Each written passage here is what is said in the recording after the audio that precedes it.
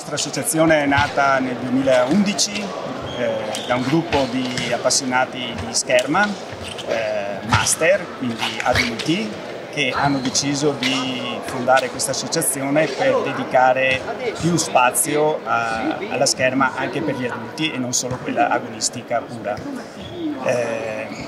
Però negli ultimi anni ci siamo aperti anche ai bambini e stiamo avendo buoni risultati anche con i nostri ragazzi che da qualche anno frequentano la nostra sala. Ci occupiamo soprattutto di fioretto e sciabola, però vogliamo anche iniziare con la spada per aumentare il numero dei nostri iscritti.